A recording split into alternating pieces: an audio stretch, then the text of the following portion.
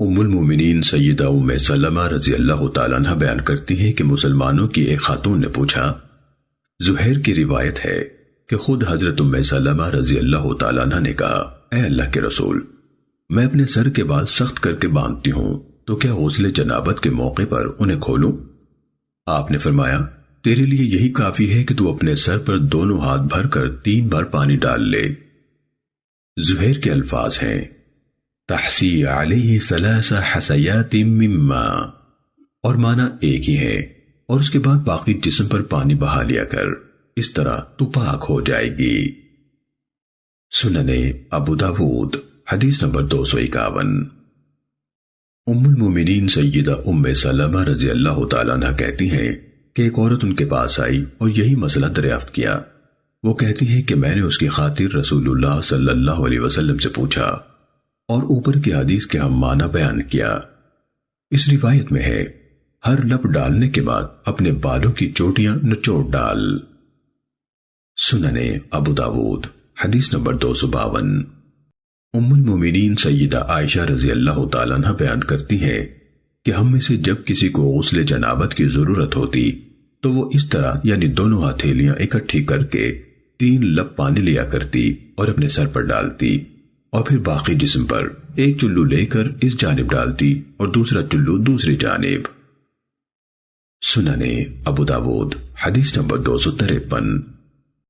ام المومنین سیدہ عائشہ رضی اللہ تعالیٰ عنہ بیان کرتی ہیں کہ ہم غسل کیا کرتی اور ہمارے سر پر لیپ ہوتا اور ہم رسول اللہ صلی اللہ علیہ وسلم کے ساتھ ہوتی تھی، احرام میں اور غیر احرام میں بھی۔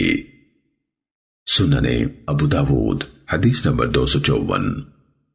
جناب شریح بن عبید کہتے ہیں کہ مجھے جبیر بن نفیر نے غسل جنابت کے بارے میں فتویٰ دیا اور کہا کہ ثوبان رضی اللہ تعالیٰ عنہ نے ان کو بیان کیا کہ لوگوں نے رسول اللہ صلی اللہ علیہ وسلم سے اس بارے میں پوچھا تو آپ نے فرمایا، مرد کو اپنے بال پوری طرح کھولنے چاہیے اور وہ انہیں اچھی طرح دھوئے حتیٰ کہ پانی بالوں کی جڑوں تک پہنچ جائے، لیکن عورت کے لیے بالوں کو کھولنا لازمی نہیں ہے، اسے صرف اپنے دونوں ہاتھوں سے 3 لپ پانی ڈالنا کافی ہے۔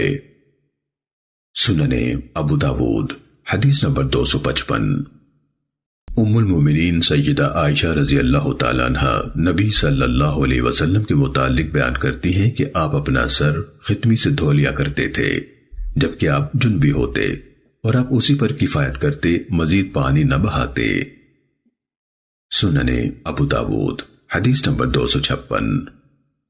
ام المومنین حضرت عائشہ رضی اللہ تعالیٰ عنہ سے روایت ہے کہ جو پانی مرد و عورت کے درمیان بہتا ہے اس کے بارے میں انہوں نے کہا کہ رسول اللہ صلی اللہ علیہ وسلم پانی کا ایک چلو لیتے اور مجھ پر پانی ڈالتے، یا پانی مزی یا منی پر ڈالتے، پھر دوسرا چلو لیتے اور اس کو اپنے اوپر ڈال لیتے یا مزید اس کے اوپر بہا دیتے۔ سنن ابو داود حدیث نمبر 257۔ حضرت انس بن مالک رضی اللہ تعالیٰ عنہ بیان کرتے ہیں کہ یہودی اپنی عورتوں کو ان کے حیض کے دنوں میں گھروں سے نکال دیتے تھے، ان کے ساتھ اکٹھے کھاتے تھے، نہ پیتے تھے اور نہ یکجا رہتے تھے۔ رسول اللہ صلی اللہ علیہ وسلم سے اس بارے میں پوچھا گیا تو اللہ تعالیٰ نے یہ ارشاد نازل فرمایا، یسألونک عن المحیض، یہ لوگ آپ سے حیض کے بارے میں سوال کرتے ہیں، آپ ان سے کہہ دیجئے کہ یہ گندگی ہے، حیض میں عورتوں سے علیحدہ رہو۔ رسول اللہ صلی اللہ علیہ وسلم نے فرمایا، اپنی بیویوں سے گھروں کے اندر اکٹھے مل جل کر رہو اور تم سب کچھ کر سکتے ہو سوائے نکاح یعنی جماع کے۔ یہودیوں کو یہ معلوم ہوا تو یہودی کہنے لگے، یہ آدمی سب امور میں ہماری مخالفت ہی کرتا ہے۔